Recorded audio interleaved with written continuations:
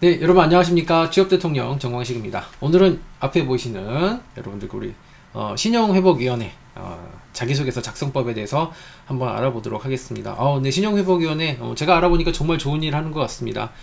개인 채무에 대한 부분, 그 다음에 소액 금융, 그쵸? 그 다음에 신용교육까지 정말 가치적인 부분에서 정말 많은 일을 하고 있는 것 같아요.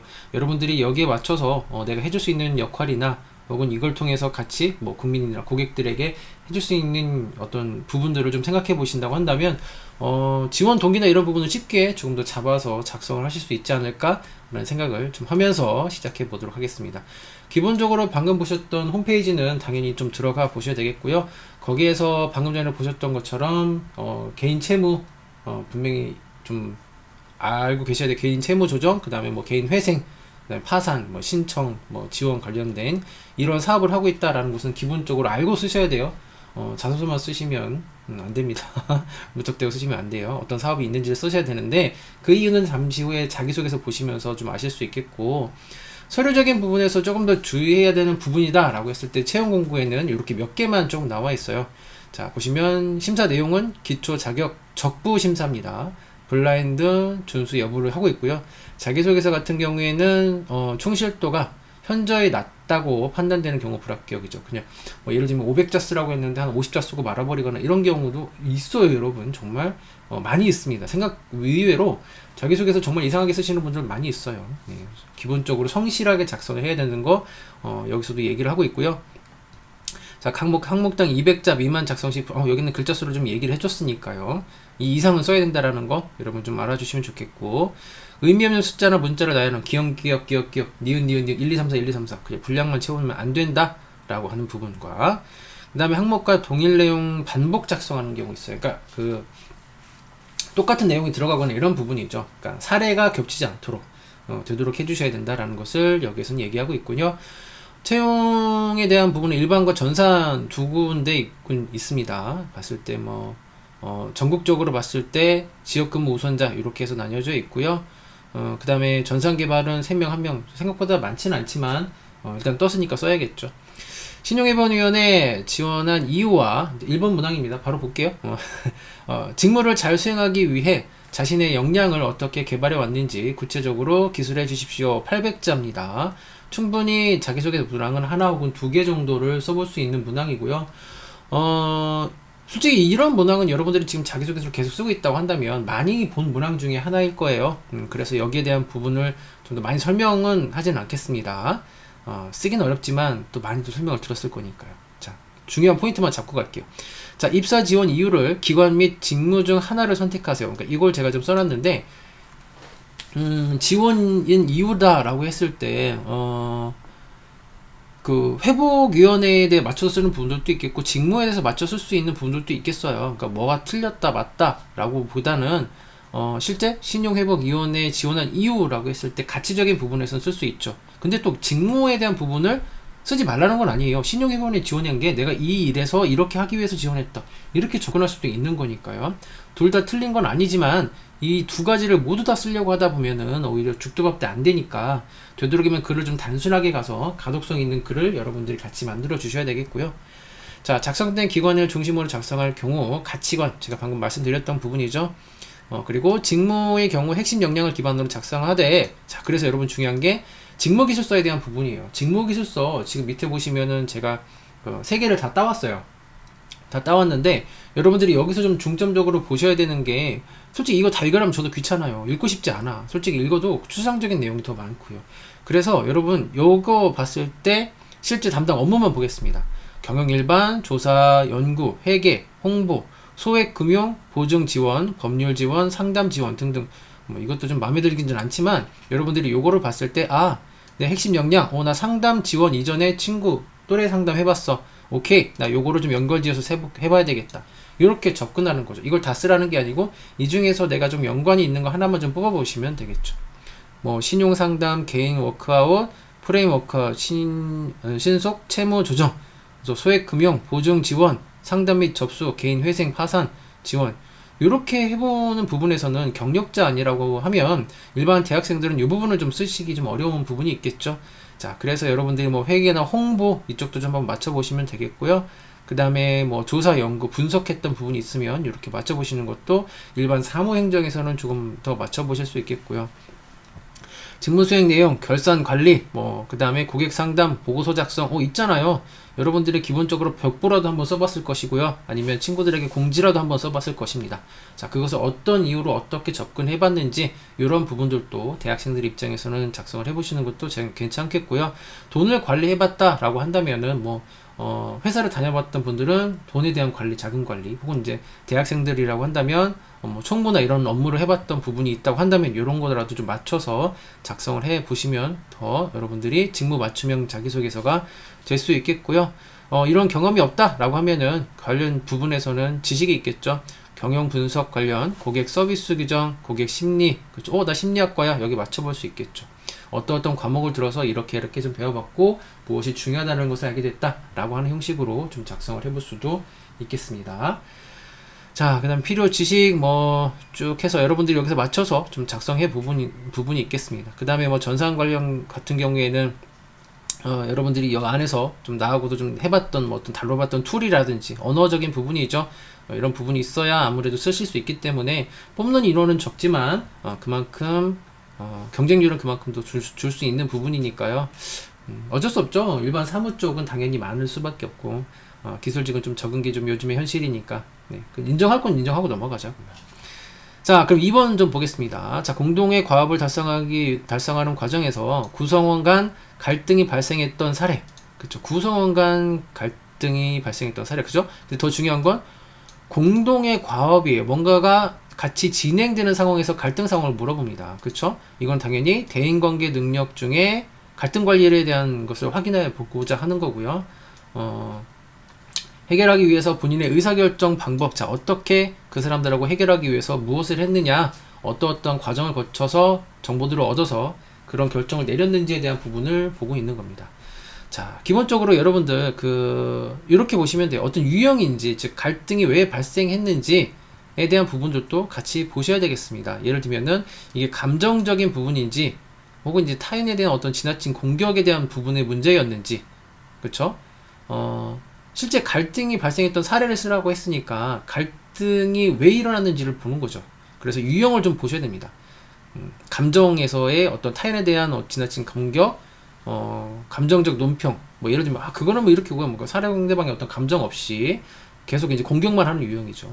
그 다음에 이 주제에 대한 핵심을 이해 못해서 벌어진 문제였는지, 혹은 뭐 이렇게 편을 가르고 타협을 거부하는, 야 이거는 우리 편, 이건 이렇게 해야지, 야 너 저쪽 할 거야, 이렇게 했던 경우가 있는지, 혹은 개인적인 수준에서의 미묘한 방식으로 서로를 공격하는 거, 그게 좀 애매한 부분들이 있어. 당연히 이제 여러분도 직장 생활을 해봤거나 아르바이트 경험에서 분명히 좀 감정적으로 이렇게 하는 부분들이 있는데, 혹시 이런 것들이 있는지 한번 생각해 보시고요. 그리고 그 갈등에서의 쟁점이죠. 역할이 뭐 했었는지 한번 생각해 보세요. 방법이 잘못됐는지, 목표가 없었는지, 그렇죠? 목표가 불일치했는지, 절차가 불일치했는지, 책임이 불일치했는지, 가치나 사실에 대한 불일치가 있었는지, 그 갈등이 일어났던 쟁점적인 부분이 이런 역할적인 부분에서가 있었는지, 아니면 개인의 어떤 스타일, 정말 그런 스타일이 있잖아요. 사람들이 다양할 수밖에 없고 개성이 다 다양하기 때문에 특별한 사람이 분명히 있을 수 있어요. 그게 나일 수도 있고요. 자, 그랬을 때 그 사람들과 어떻게 최대한 맞춰보려고 했었는지에 대한 노력들이 있으면 되겠죠. 그게 뭔지는 잘 모르겠어요, 여러분. 여러분들 각자가 다 다른 거니까.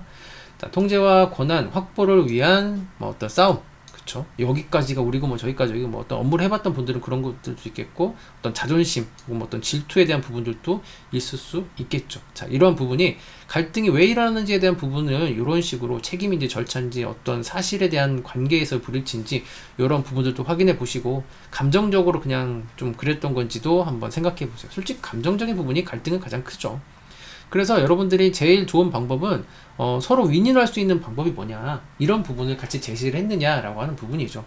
자기 그 상대방을, 우리가 갈등 상황이 생겼는데 생각해 보니까 그 사람의 입장은 그렇고 나의 입장은 이렇더라. 그래서 내가 먼저 이 사람에 대한 입장을 고려해서 이러이러한 부분을 분석했고 이런 것들을 같이 이야기를 했다. 그리고 우리 둘이 혹은 우리가 같이 다 잘 되기 위해서는 이런 것들이 중요하다라는 것을 멘트를 통해서 같이 전달했고, 그 사람이 어디까지 1차적으로 이해했는지 확인하고 다시 이야기하고, 어디까지 다시 이해하고 동의하는지 또 확인하고, 그 과정에서 이런 방법은 어떻게 했느냐라고 해서 문제를 도출했던 그 상황에 대해서도 설명을 하고, 그 문제가 잘 이루어졌는지 혹은 다시 피드백했는지 이런 상황 자체를 여러분들이 800자로 쓰시는 거죠. 사례가 2개가 들어갈 수도 있고 800자면 하나만 들어갈 수도 있어요. 그거는 여러분들이 가지고 있는 사례에 대한 정도에 따라서 다를 수 있기 때문에 꼭 그걸 규정 지을 필요는 없습니다. 그래서 여러분들이 이렇게 갈등 관리라고 했을 때 대인관계적인 측면 능력을 보려고 하는 거다. 당연하겠죠. 솔직히 지금 신용회복위원회 같은 경우에는 이 좀 어려운 사람들이잖아요. 전체적으로 보게 되면 어떤 채무에 대해서 어려움을 겪거나, 그 다음에 실제적으로 소액 금액에서도 어려운 부분들을 가지고 있는 분들이 분명히 있습니다. 자, 이런 사람들을 도와주려고 하는 부분들이기 때문에 실제 결코 쉬운 일은 아니라는 거죠. 그 사람들을 대해야 되는 부분이니까요. 그 민감한 부분이 당연히 있겠죠. 최근에 제가 이쪽 그 기관들을 하면서 금융과 관련된 돈과 관련된 기관들을 좀 몇 개 하고 있는데, 많은 부분들이 공통적인 부분이 이런 갈등 관리를 어떻게 했는지에 대해서 많이들 물어보고 있습니다. 어떻게 보면은 공공기관에서는 한 번쯤은 말하지 않아도 적어보셨을 때 큰 도움이 될 것 같아요. 자, 3번 문항 보겠습니다. 제가 예상치 못했던 문제로 인해서 계획대로 일이 진행되지 않았을 때, 그쵸, 일단 일이 틀어졌어요. 일이 틀어졌고 끝까지 업무를 수행하여 성공적으로 마무리했던 경험과 그 과정에서 구체적으로 기술해 주세요 라고 했습니다. 끝까지 업무를 수행했어요. 견딘 거야. 분명히 이런 어려움이 생겼고 내가 육체적으로나 정신적으로 이렇게 힘듦에도 불구하고 나는 끝까지 마무리했다라고 하는 측면이죠. 실제 제가 보기에는 마무리했다, 이 내용은 업무적인 부분에서 이 사람들이 더 낸 것 같아요. 분명히 돈을 다루는 일이다 보니까 민감할 수 있겠고, 고객을 다루는 것 이외에 안에서 행정적인 처리에서도 분명히 많은 어려움이 있을 거라고 생각이 듭니다. 그랬을 때 도망가지 않고 마무리를 잘 하는 사람인지 책임감이 있는 사람인지를 좀 보려고 하는 부분이겠고요. 자, 문제적 상황 설명 후 이를 버텨냈던 이유를 명확히 설명해 주셔야 됩니다. 그게 차별화예요. 그러니까 사건에 대한 차별화가 아니고 이런 문제가 생겼어. 근데 이거 견디면 내가 체력적으로나 금액적으로나 막 학생인데도 불구하고 막 100만 원씩 손해 볼 것 같아. 그래도 나는 견뎠어. 라고 하는 여러분들의 멘트가 좀 하나가 들어가야 차별화가 될 수 있겠고요. 결과와 상관없이 끝까지 했던 경험이에요. 여기서 지금 결과는 물어보지 않습니다. 성과를 냈던 경험이 뭐냐 이런 식으로 물어보는 게 아니기 때문에 결과는 뭐 우리끼리 얘기지만 정말 거지 같아도 상관없습니다. 근데 어쨌든 마무리는 했다. 그럼에도 불구하고 라고 하는 내용이 좀 나오시는 게 좋겠고, 뭐 아르바이트나 수업이나 소모임이나 프로젝트 등에서 좀 한번 1차적으로 찾아보세요. 즉 경험적인 부분에서 찾아보는 거지, 이거는 지식적인 측면에서 쓰기에는 어려운 문항이 3번이다 라고 보시면 되겠습니다. 4번 문항 같은 경우에는 여러분 보시면은 과업을 진행할 때 원칙 준수예요. 이런 효율성 사이에서 갈등한 경험, 근데 갈등 해결을 위해서 어떻게 노력했는지에 대해 구체적으로 써라.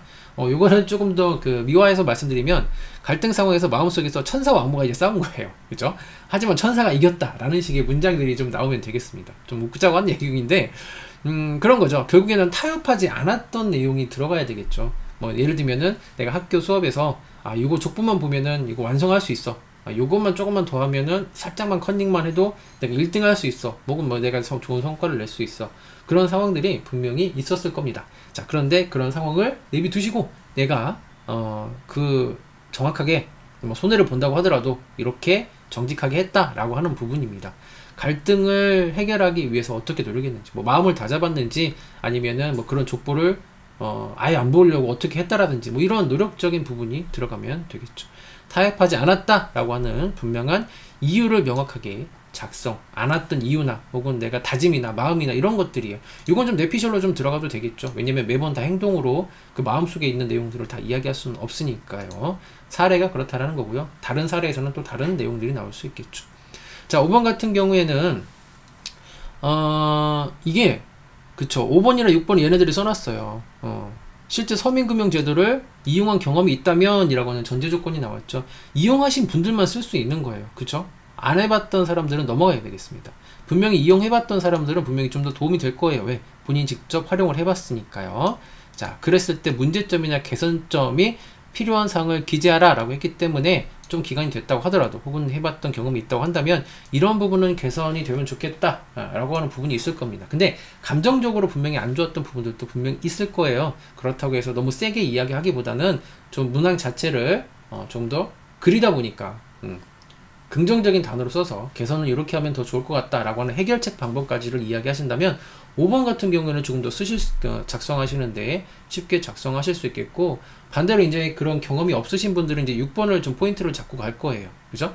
서민금융제도를 이용한 경험이 없다면 현 제도의 문제점, 개선점이 필요한 사항을 자세하게 기술하세요 라고 했습니다. 자, 여기서 포인트 보세요. 현 제도라고 이미 못 박았죠. 그죠? 새로운 것을 제시하라가 아니고 현 제도 안에서의 문제점이나 개선점을 얘기하고 있어요. 그래서 문항 이해가 되게 중요합니다. 요거 대충 읽어보시면 이용한 경험이 없다면 개선이나 이렇게만 개선만 봐더라도, 잘못 읽었을 때 개선만 봐도 이거 새로운 거 뭔가를 제도 개선해도 이야기를 제시해도 되겠다, 이렇게 오해를 할 수도 있습니다. 개중에 따라서는 문항을 대충 읽으면 그렇게 되겠죠. 자, 그래서 우리가 좀 이해하는 거는 현 제도 안에서의 추가적인 내용이에요. 요걸 좀 이렇게 하면 좋겠다 라고 하는 부분들이 있으면 좋겠고요. 자, 그랬을 때 현직자 멘토링이나 지금 여기 신용회복위원회 그 블로그 제가 주소하고 그다음에 유튜브 좀 넣어놨습니다. 들어가 보시면 이런 식으로 생겼어요. 보시면은 얘네가 지금 현재 하고 있는 글을 좀 블로그 같은 경우에 올려놨는데 최신 글이 2021년 3월이네요.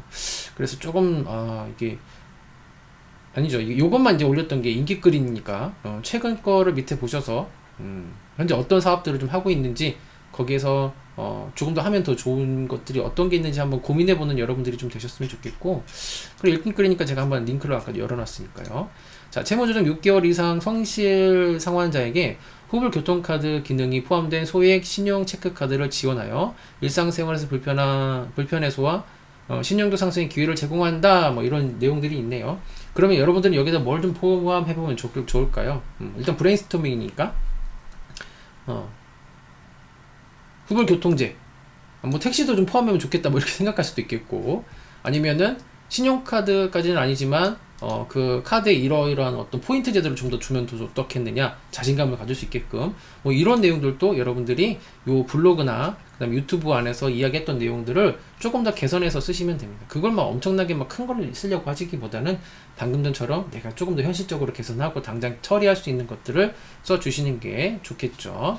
참고로 그 신용회복위원회에는 알리오에는 정보들이 없습니다. 제가 찾아봤어요. 기관들이라고 다 들어가 있는 건 아니죠. 자, 그 다음에 마지막 7번은 경험 및 경력 기술서예요. 경험은 뭐죠? 돈을 안 받고 했던 거고요. 경력은 돈을 받고 한 부분이 경력이다 라고 내용이 있습니다. 근데 여러분 이거 작성하는데 매번 이야기를 많이 들었을 거예요. 개조식으로 작성을 해야 된다 라고 이야기를 많이 들었을 겁니다. 어떻게 쓰는 건가요? 제가 예시를 하나 더 드렸어요. 여러분들이 했던 것 중에 실제 업무와 직무와 관련된 경험이나 경력사항이 첫 번째 조건이겠고, 담당 업무나 역할이나 활동에 대해서 쓰라고 했을 때 위에서 자기소개서 쓰는 것처럼 문장식으로 쓰는 게 아니고요. 이런 식으로요. 띵띵띵 기관에서 사무행정 몇 월 며칠 날짜까지 쓰고요. 주요 활동 업무가 뭐였고, 그 다음에 수행 업무는 뭐였는지, 그 다음에 성과나 배운 점은 뭐였는지, 이렇게 문장이 길지 않고 딱딱딱 끊어지게 쓴다고 이렇게 생각하시면 돼요. 자, 그랬을 때 주요 업무, 행정인지 기술인지 소프트웨어인지 이런 것들이 있을 거예요.